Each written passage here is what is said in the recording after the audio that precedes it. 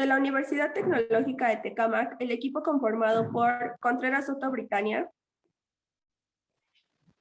Bernal Pérez Valentina Isabel, Martínez Reyes Cristian Efraín, Aguillón Flores María del Carmen, Santiago Pelcastro Iris Jazmín.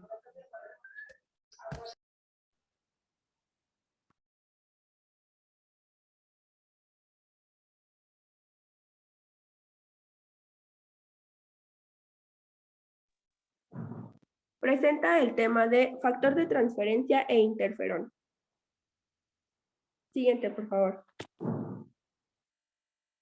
Bueno, primero conoceremos qué son los factores de transferencia y qué es un interferón. Este fue descubierto en 1956 por Lawrence, que descubrió que los leucocitos humanos de sangre periférica de un individuo con hipersensibilidad a un antígeno puede transferir una respuesta positiva en receptores que no eran reactivos a dicho antígeno. De igual manera, este se define como el agente natural que aumenta la capacidad para combatir enfermedades. El Instituto Nacional del Cáncer lo define como una sustancia elaborada por glóbulos blancos humanos. De igual manera, Carlos Sosa y Dolores, en el artículo de factores de transferencia en la terapéutica médica, definen el factor de transferencia como un mensajero peptídico producido por los linfocitos T. Y por último, Robert Estrada lo define como un producto natural y biológico que es el resultado de romper y filtrar leucocitos de donadores sanos para transferir inmunidad celular. Ahora conoceremos qué es un interferón. Este se descubrió en 1957 al describir una sustancia producida por células expuestas a antígenos. David Turber menciona que son proteínas que produce el sistema inmunológico. De igual manera, este se clasifica en el grupo de citocinas. ¿Por qué? Porque se involucra tanto en el inicio como en la disminución de la respuesta inmunitaria. Se define también como una sustancia natural que ayuda al sistema inmunitario a combatir infecciones y de igual manera como una molécula que debe unirse a receptores específicos en membrana celular.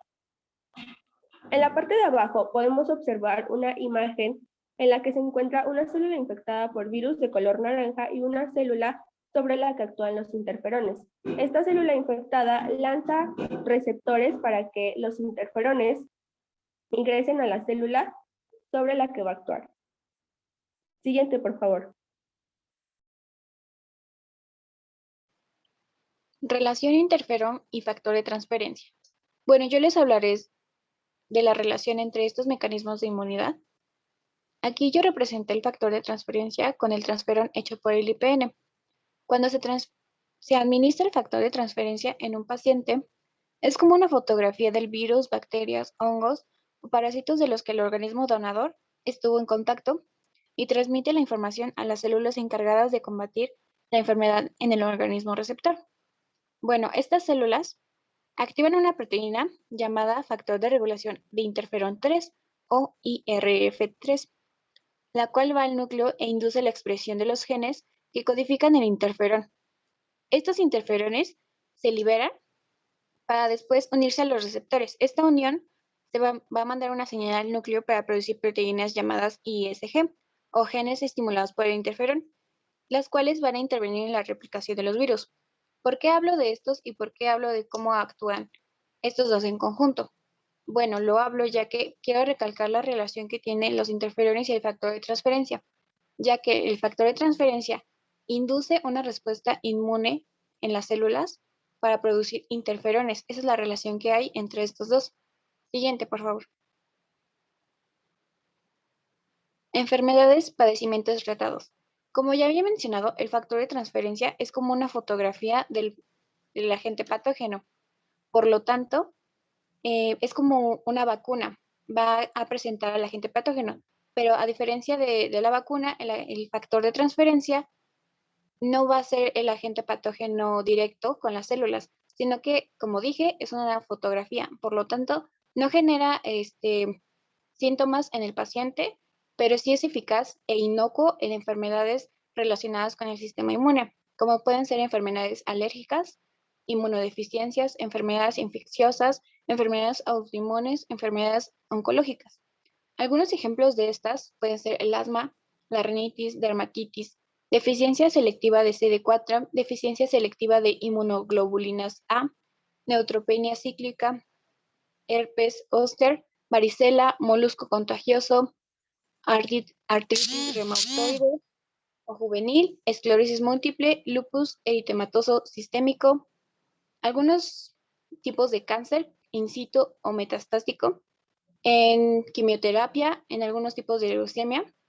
El interferón puede utilizarse en agentes infecciosos, como puede ser en la hepatitis C y B, virus del sarcoma de Kaposi en pacientes con VIH, virus del papiloma humano en esclerosis múltiple, en melanoma y en ciertas formas de leucemia. Siguiente, por favor. Los efectos secundarios. Los efectos secundarios en los factores de transferencia, hasta ahora no se han reportado efectos ni reacciones secundarias después de la administración de dicho factor de transferencia. En cuanto al interferón, su dicha administración puede traer diversos síntomas. Los más frecuentes son los sistémicos,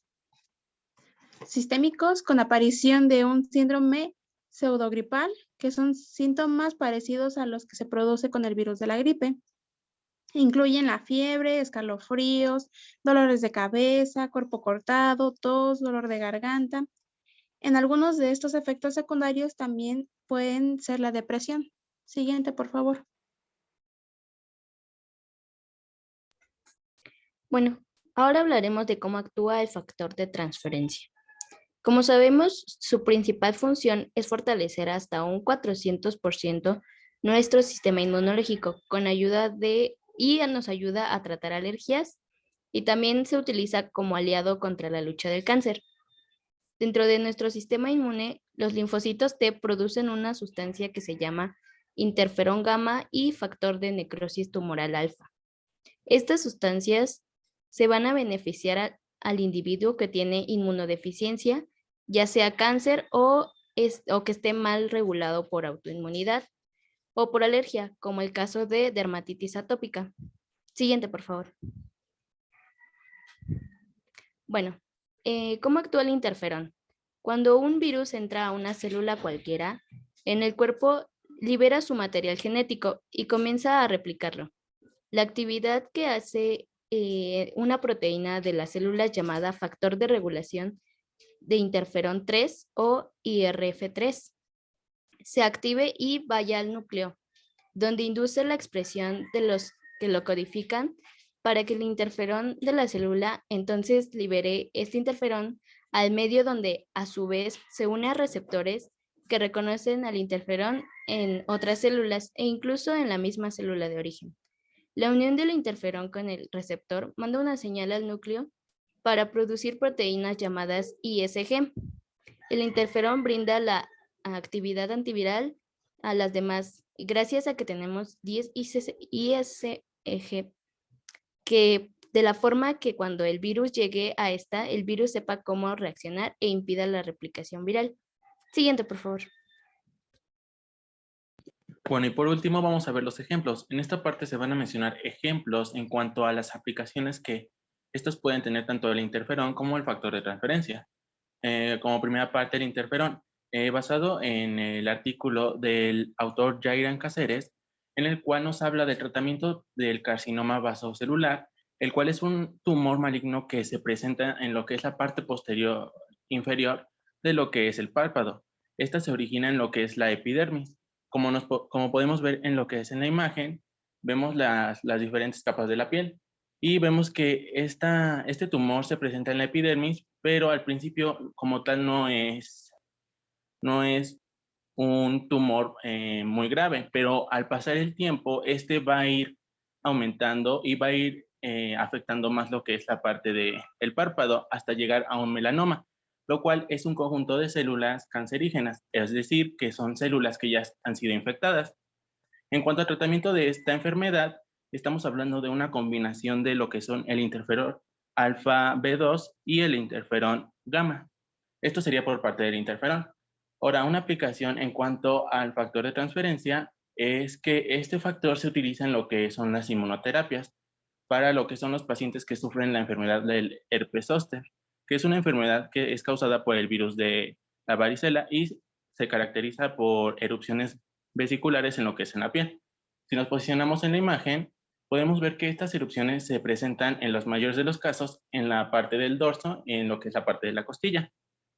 Esto sería por parte del factor de transferencia. Y otra aplicación, en este caso, de un artículo que es del autor Pedro Saura, en el cual nos habla de que se usa lo que es la parte del factor de transferencia y el interferón. ¿Para qué? Para que haya un efecto de supervivencia en los pacientes asintomáticos que son infectados por lo que es el virus de inmunodeficiencia humana o VIH. Este efecto tiene como objetivo retrasar lo que es la afección de esta enfermedad y por ende así aumentar el índice de esperanza de vida en los pacientes que sufren esta enfermedad. Y bueno, esto sería todo por nuestra parte. Estas son las referencias de donde obtuvimos la información que se les presentó anteriormente. Agradecemos su atención. Muchas gracias.